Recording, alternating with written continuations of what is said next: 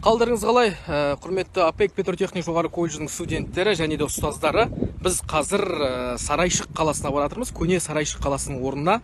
Енді қазір өздеріңіз білесіздер, пандемия, саяхаттауға мүмкіндік жоқ. Егер де мына пандемия болмаса, бүкіл студенттерді сол жерге апарып, көне шаһарды көрсетіп, тарихымен таныстырар едік. Ендеше біз бүгін сол көне Сарайшыққа баратырмыз.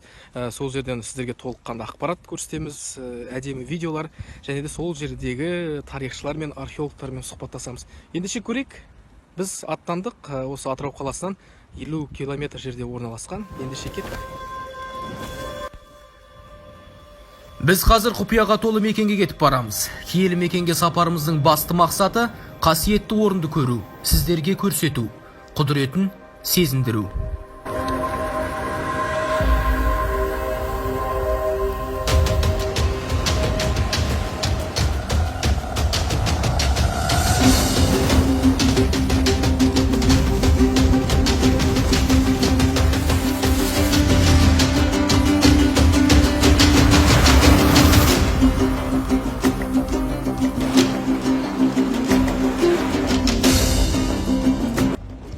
Так, біз мұражайға келіп жеттік.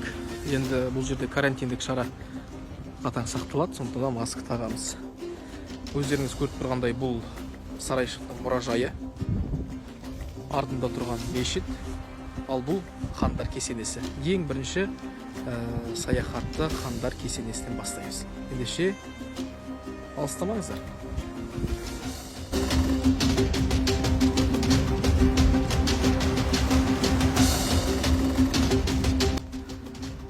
Мұнда 1999 жылы көне қала орнына өткен тарихтың даңқты символ ретінде хан ордалы Сарайшық атты мемориалды кешені тұрғызылған.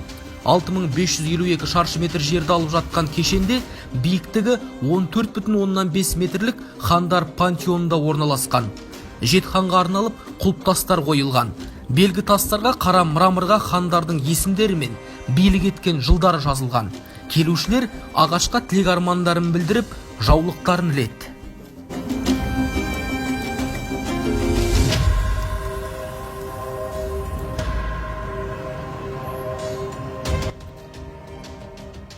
Хандар пантеонын көріп болған соң бірден музейге бет алдық. Бір жыл ішінде хан ордалы Сарайшық музейіне 200-ге жуық турист келген. Шетел азаматтары көбіне бояу қанығы тыстарға қызығып, сол туралы мәлімет білгісі келеді екен. Музей ғимаратының көлемі 190 шаршы метр. Мұнда өткеннен сыр шертетін 4242 жәдігер бар. Сарайшық қаласының даңқы тек қана табысты саудамен байланысты емес, сонымен қатар біліммен де байланысы бар. Қазба кезінде археологтар көптеген қасиетті кітаптар тапты.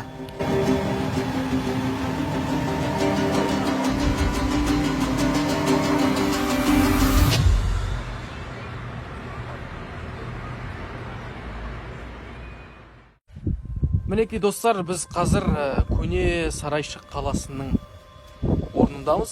Бұл жерде қазір реставрация жұмыстары жүріп жатыр. Өздеріңіз көріп тұрғандай. Реставрация жұмыстары жүріп жатыр. Алдағы уақытта бұл аспан астындағы үлкен мұражайға айналады. Мен 2013 жыл осы жерге келген кезде адамның бас сүйектері шашылып жатқандығын, оның барлығын жинап, бөлек жерге жерлеп, ана жерді үлкен бетондармен қоршап, жайық қаланың ең тарихи орындарды арғарай ағыза кетпес үшін арнайы қоршап набережін жасаған. Енді қазір үлкен жұмыстар жүріп жатыр. Ана жақта Қасым ханның бейіті жерленуі мүмкін деген жер тапты. Яғни ол Қасым ханның бейіті шығар деген жоспарда. Жоспар емес, енді болжам жасап отыр. Қасым ханның бейіті болуы мүмкін деген. Бірақ ол нақты мәлімет емес.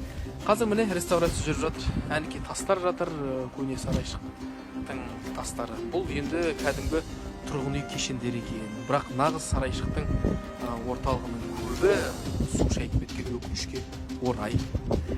Қызықтың бәрі алда.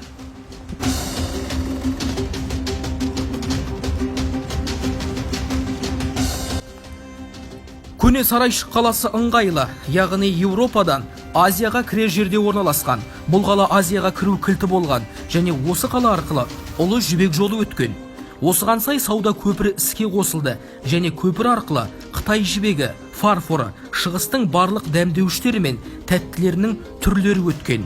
Қазба жұмыстары кезінде 702 монета табылды. Бұл сарайшық тұрғындарының жеке валютасы болғандығын растайды. Және де қала сауда қорғаны болған дегенге қосымша дәлел. Сарайшық қаласы әрдайым көршілес мемлекеттердің қызығушылық объектісі болған. Бірінші рет Азияның ұлы қолбасшысы Темірлан жаулап алса, кейін Иван Грозный толығымен қиратты. Байлықты тонап, қаланы өртеп, тек қана қызыл кірпішті Мәскеуге жеткізген.